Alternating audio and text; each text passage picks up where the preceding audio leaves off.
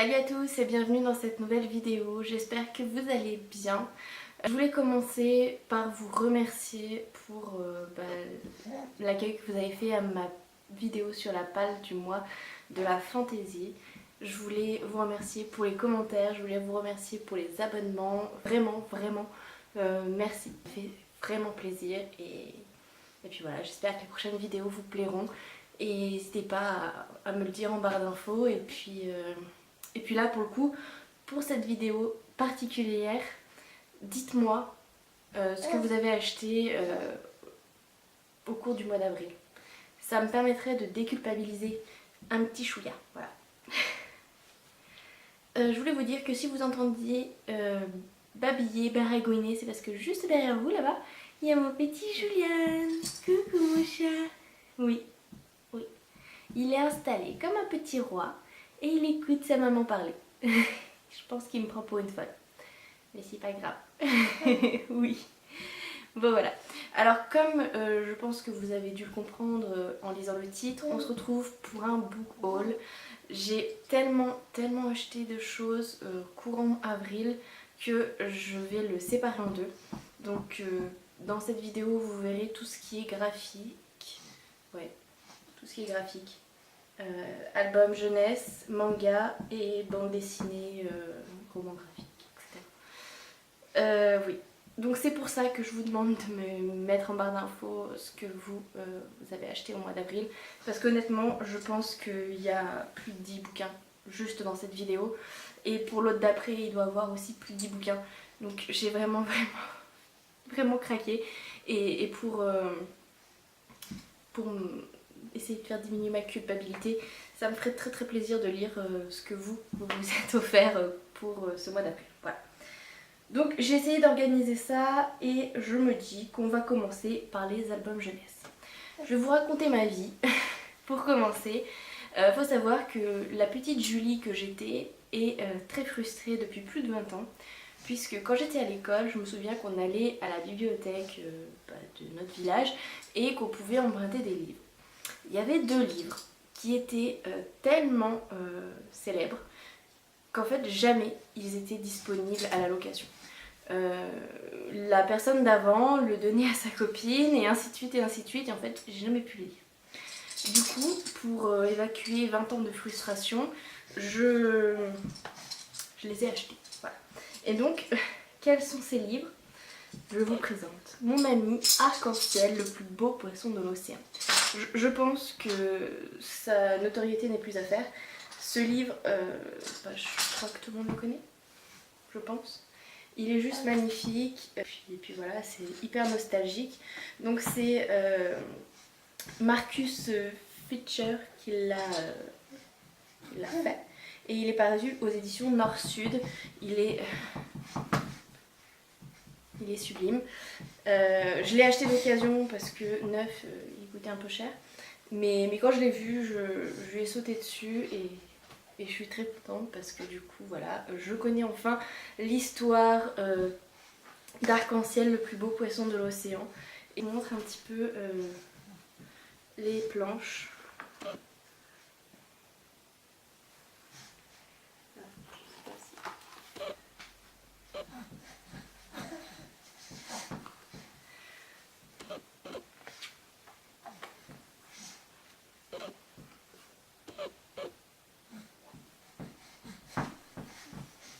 Voilà, vous comprenez pourquoi il avait beaucoup de succès à l'époque quand j'allais à la bibliothèque.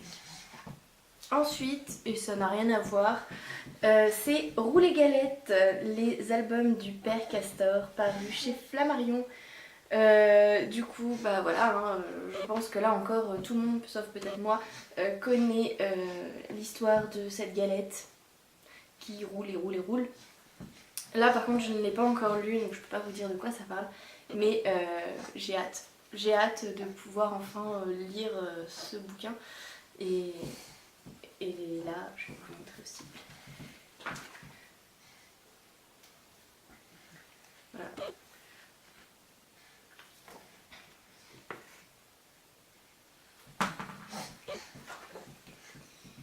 Pour moi c'est un classique et j'ai franchement hâte de pouvoir le lire et je pense que celui-là, vous voyez, il n'est pas très court, je Je pense que ce sera une histoire du soir pour Lilian et on le découvrira ensemble. Ensuite, et celui-là je l'ai acheté neuf, c'est Le Souffleur de rêve, paru aux éditions Gauthier-Logros de Bernard Villot et Thibaut Prugne. Donc je vous laisse regarder la couverture qui est juste magnifique. Voilà. Et en fait là c'est le titre que j'ai trouvé extrêmement beau, qui a eu raison de moi et qui m'a fait craquer pour cet album jeunesse. Il est vraiment très très beau et regardez cette illustration, enfin je trouve que ça fait rêver. Souffleur de rêve, c'est poétique, c'est beau, c'est... Voilà.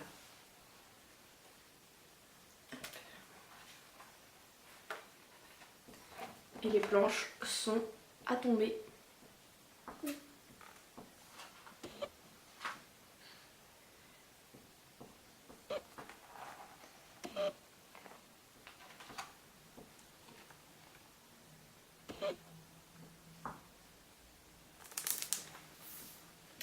Donc voilà, je suis très très contente de l'avoir. Là encore, je ne l'ai pas encore lu, mais ce sera bientôt le cas.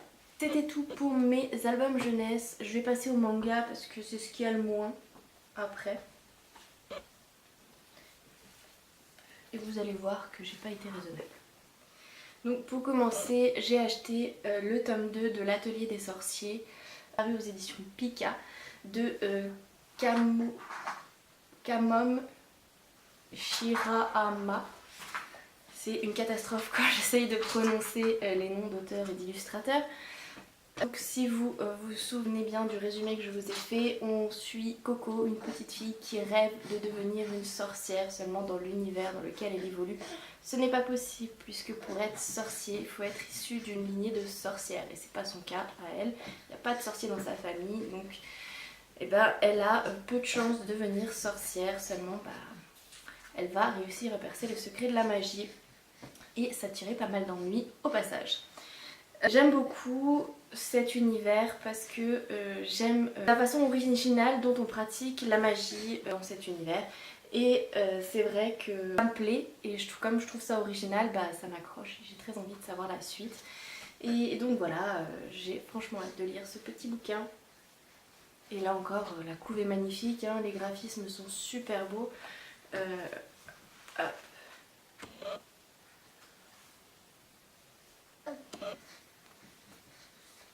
Donc voilà. J'ai pas l'édition de luxe, mais l'édition classique est franchement très très belle aussi.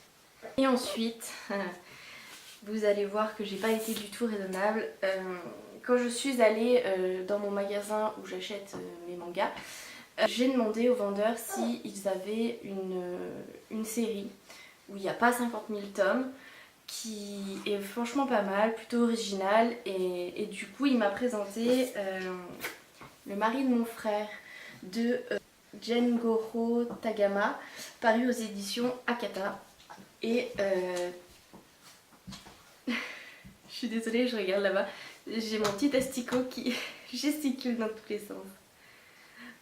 Il m'a présenté un peu l'histoire et j'ai trouvé ça franchement chouette. Par contre, il m'a averti que ce manga était victime de son succès et qu'il n'y avait plus que le 1 et le 2 de disponibles parce que le 3 et le 4 étaient en rupture chez l'éditeur. Donc ils vont en rééditer bien sûr, mais que pour l'instant ils ne sont pas disponibles. J'étais un petit peu frustrée, mais ma foi, le speech qu'il m'en a fait m'avait bien plu, donc je suis repartie avec mon tome 1. Et puis je me suis dit, mince Julie, t'es bête, si il est en rupture chez l'éditeur, prends le tome 2 avec. Donc j'ai acheté le tome 1 et je l'ai lu sur le chemin du retour et je l'ai trouvé juste génial. Et dans la foulée, j'ai lu le tome 2. Et comme j'ai adoré, vraiment, c'est un gros coup de cœur, j'ai commandé le tome 3 et le tome 4. Donc je peux dire que j'ai, je crois, toute la série, parce qu'il n'y a que 4 tomes et il ne me semble pas qu'il va en avoir un troisième, de cette saga manga. Et je vais vous expliquer, elle est géniale, c'est un coup de cœur, je la recommande. Si parmi vous il y a des personnes qui ne lisent pas de manga et qui cherchent à lire un manga, à découvrir le manga et à lire voilà, quelque chose de vraiment bien. Je vous le recommande, c'est une petite pépite. Voilà. J'ai envie de vous faire un résumé mais j'espère pas trop en dire. Excusez-moi, j'ai dû aller remettre ce petit monstre à sa place. Donc on va suivre Mike qui était marié au frère jumeau de Yashi qui malheureusement est décédé. Mike va décider de partir au Japon pour apprendre à découvrir son défunt mari et voilà, visiter les lieux où il a grandi, voir l'école où il est allé, etc. etc. Et en fait, il va un petit peu bouleverser le quotidien, il va un peu bouleverser le quotidien de Yashi et sa fille. Et très joli parce que voilà, au Japon, l'homosexualité, enfin en tout cas le mariage pour tous n'est pas autorisé, donc l'homosexualité est un petit peu cachée, même beaucoup cachée en tout cas, c'est ce qui est retranscrit dans ce manga. Et je suis désolée, j'espère que ça ne vous gênera pas. Et du coup, Yashi et sa fille ne connaissent pas bien les coutumes, enfin la vie des personnes homosexuelles. Et du coup, ils vont apprendre au contact de Mike. Et c'est la petite fille qui, avec son innocence, va poser des questions à son tonton. Et il va répondre avec beaucoup d'honnêteté, de bonté et de délicatesse. Et en fait, Yashi va apprendre tout autant que sa fille des réponses de Mike. Et j'ai trouvé que c'était juste génial, c'était vachement bien fait. Ce manga est un hymne à la tolérance. Voilà, je le recommande à 3000% vraiment. Si vous cherchez vraiment un manga pour commencer les lectures manga, allez-y, foncez, c'est le bon. Il est extraordinaire ce manga. Il y a des petits passages à l'intérieur entre les chapitres qui s'appellent La culture by Mike. Et j'ai appris énormément de choses, notamment la signification de ce triangle rose inversé.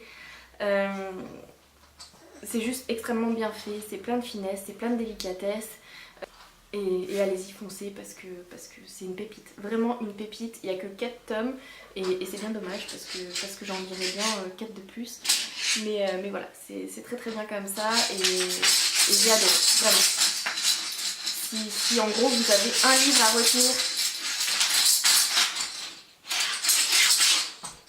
si vous avez un livre à retenir de cette vidéo, à mettre dans votre wishlist ou à rajouter dans votre palle, c'est celui-là. On va passer à mes bandes dessinées et je vais vous expliquer encore un petit passage de ma vie. J'ai une amie qui aime autant que moi la lecture.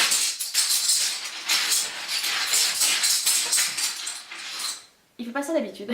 Julien, tu me casses les oreilles. J'ai une amie qui aime autant que moi la lecture et les livres.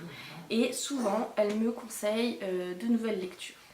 Sachant que je ne suis pas friande de tout ce qui est zombies et monstres, elle m'a recommandé chaudement une bande dessinée qui s'appelle Zombielenium. Elle m'en a dit beaucoup de bien. À chaque fois qu'elle me voyait ou quand on se parlait, elle me demandait si je l'avais lu. Et vous savez, c'est un peu la fille insistante. Ouais. Et en fait, un jour, je l'ai trouvé. Voilà. Je l'ai trouvé d'occasion. Le tome 1, Zombielenium, Gretchen. Et je l'ai trouvé super. J'ai passé un excellent moment avec les personnages dans l'univers. J'ai eu un gros coup de cœur pour Sirius. Pour ceux qui l'ont lu, vous comprendrez. Mais arrête de vouloir me voler mes livres. Mais arrête. Et voilà, j'ai eu un gros coup de cœur pour Sirius. Et j'ai adoré. Je vous le recommande aussi si vous cherchez une bande dessinée sympa pour vos ados ou pour vous, voilà, si vous aimez un petit peu tout ce qui est monstre, etc. Moi qui suis pas du tout zombie, parce que voilà, les zombies c'est pas mon truc, j'ai franchement vraiment apprécié cette bande dessinée et je la recommande du coup. Voilà. Et j'ai tellement apprécié cette bande dessinée que du coup quand je suis allée au salon des héros, j'ai acheté le tome 2. Zombielenium d'Arthur Pins. paru chez les éditions Dupuis. Ah bah c'est lui Sirius, voilà, c'est le squelette qu'on voit. Et donc celui-là c'est le tome 2, Ressources humaines, et j'ai adoré aussi, honnêtement, je l'ai dévoré. J'ai vraiment beaucoup trop aimé, à tel point que je me suis procuré le tome 3, donc toujours d'Arthur de Pins, toujours aux éditions Dupuis, et ça c'est Control Freaks, voilà. Et là encore je l'ai trouvé juste génialissime, j'ai adoré, j'ai beaucoup rigolé, et voilà, j'adore l'univers, je recommande toujours, hein. De toute façon je recommanderai toute la saga. Et puis pour terminer, hein, j'ai acheté le tome 4, hein. On s'arrête pas sur une si bonne lancée. Donc toujours d'Arthur Pins, toujours paru aux éditions Dupuis, et cette fois c'est le tome 4, La fille de l'air. Et là j'avoue que c'est peut-être ma petite déception. Je ne fais pas partie de ceux qui ont attendu 2 ans il me semble entre le tome 3 et le tome 4. Et j'avoue que si j'avais attendu 2 ans, j'aurais été déçue moi aussi. Parce que rappelle le prochain tome et ça ne me satisfait pas. Je sais pas si c'est compréhensif. Disons qu'il est un petit peu moins bien que les autres parce que c'est voilà, j'ai l'impression que c'est une transition qui introduit un nouveau personnage et surtout qui introduit un futur assez proche. Et donc si on doit attendre encore 2 ans, je pense que certains lecteurs, enfin certains qui lisent cette bande dessinée depuis le début vont être franchement frustrés. Voilà, j'ai été frustrée à la fin de ce tome, mais je pense que les autres vont être encore plus, voilà. Parce que là, ça se finit un peu en queue de poisson, voilà. Mais enfin, il est pas mauvais, mais il est moins bien que les autres, voilà.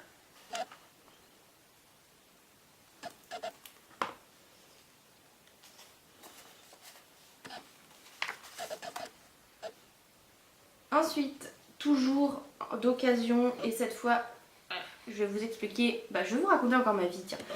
Je suis partie en brocante il y a quelques semaines et moi quand je fais une brocante, je fais un petit tour de repérage avant de faire un second tour d'achetage. Et donc j'ai repéré ce bouquin, voilà, Billy Brouillard, Le don de trouble vue, paru de Guillaume Bianco, paru aux éditions Métamorphose. Je l'ai repéré lors de mon premier tour et quand j'ai fait mon deuxième tour d'achetage, figurez-vous qu'il avait été acheté déjà. Que ne fut pas ma frustration et ma colère de l'extrême, je me suis demandé pourquoi je ne l'avais pas acheté tout de suite. Non mais, enfin bref.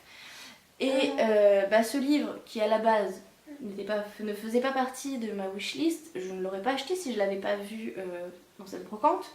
Et à partir de ce moment-là, il hantait mes jours et mes nuits.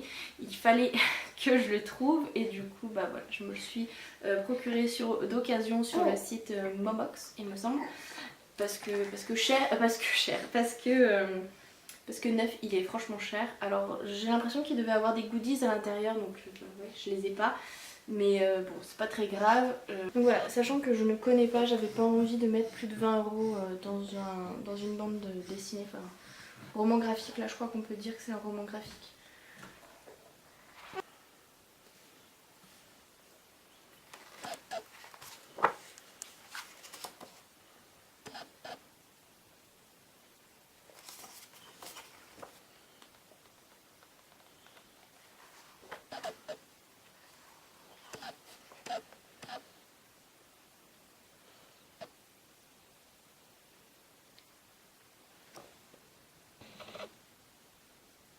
Donc je vais vous présenter mon petit bébé, pas celui-ci, celui-là, voilà.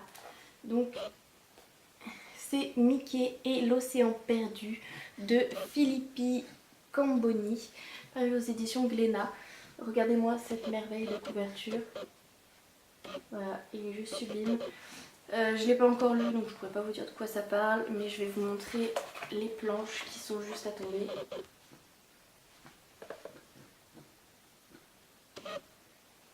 Voilà.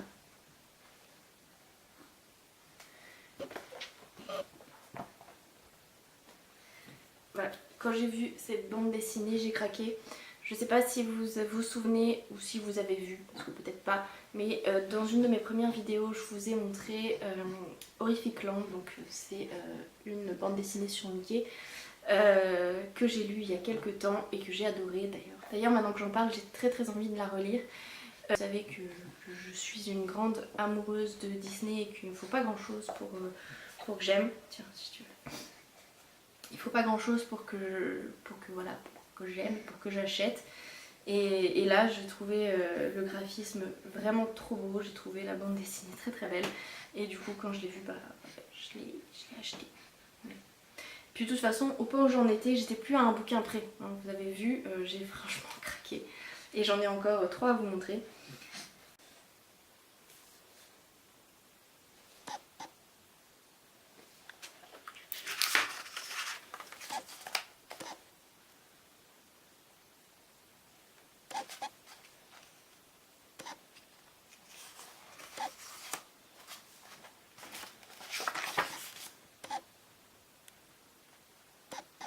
Donc je vais vous parler d'un roman graphique que je n'ai pas là encore parce qu'il n'est pas arrivé. Il s'appelle Cœur de pierre et je devrais le recevoir en début de semaine, et comme je fais pas le montage tout de suite, je pense que du coup je vous inclurai des petits close-up de la couverture et des graphismes. Voilà.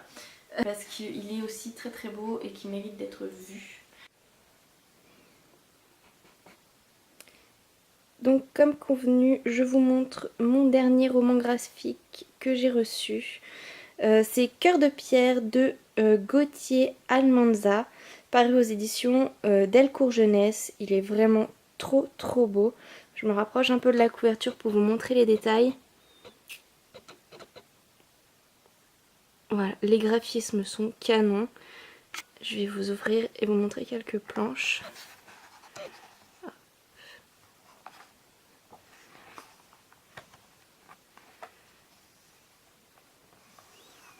Regardez-moi ça. J'aime beaucoup ces teintes.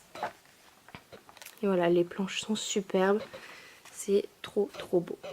Donc comme c'est une édition jeunesse, il n'y a pas énormément de texte. Mais voilà, je suis sûre d'en prendre plein les yeux et j'aime déjà beaucoup. Avant même de l'avoir lu, c'est plutôt bon signe. Voilà. Allez, je vous en montre pas plus. Et on le retrouvera de toute façon dans un prochain update lecture. Voilà.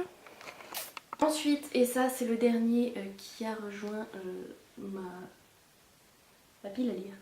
Je vous laisse regarder, il est trop beau. Vous voyez cette couleur un peu rouge brillante, j'aime beaucoup. Donc c'est La femme parfaite est une connasse de Margot Motin, Anne-Sophie Girard et Marie-Adeline Girard. Paru aux éditions Fluide Glacial et J'ai lu. Alors je vais vous expliquer encore ma vie et l'histoire de ce bouquin, pourquoi il a atterri entre mes mains. Je suis partie faire du shopping à la recherche d'une sublime robe pour un mariage, pas le mien je vous rassure, mais pour un mariage. Et j'ai trouvé une robe magnifique. Elle était juste sublime, les couleurs parfaites, la forme parfaite. Le prix aussi était parfait étant donné qu'elle était à 115 €. Enfin bref, elle était faite pour moi, mais pas avec moi dedans. Que ne fut pas mon désespoir quand je l'ai essayé et que j'ai vu que je ressemblais à un boudin à l'intérieur. Ça m'a frustrée et du coup il fallait que j'évacue cette frustration, que j'évacue cette colère, et puis je me suis dit que voilà, celui-là serait parfait. Du coup je l'ai acheté et je ne l'ai pas encore lu, mais du coup voilà, ce sera bientôt le cas. Je vous en dirai un peu plus, dans quelques temps. On va se dépêcher parce que ce petit garçon est fatigué.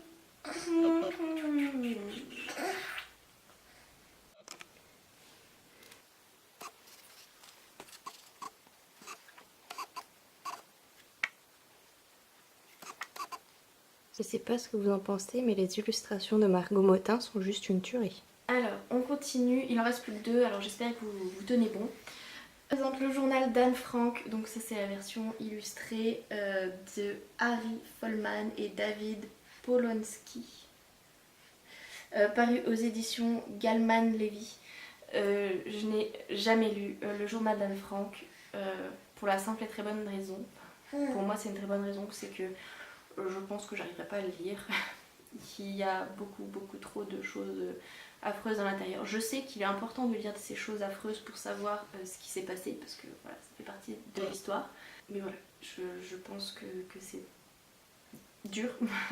Et du coup je me dis que de lire son journal en version illustrée, peut-être que ça aidera. En tout cas, voilà, je vous en dirai des nouvelles et j'ai très hâte de le lire. J'espère le sortir bientôt.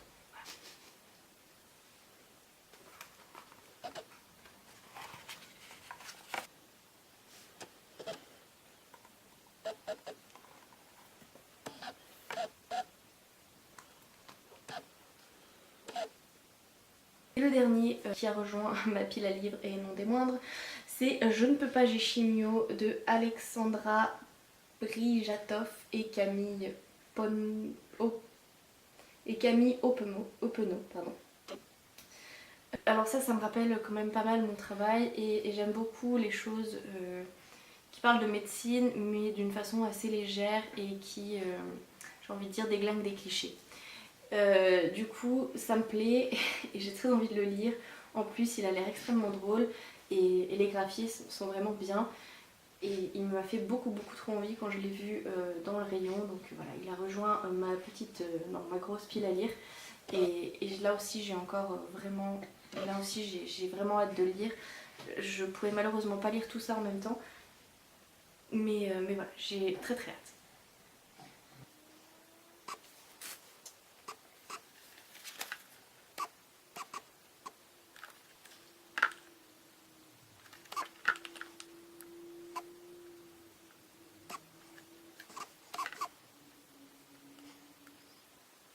Donc voilà, c'en est tout pour ma vidéo.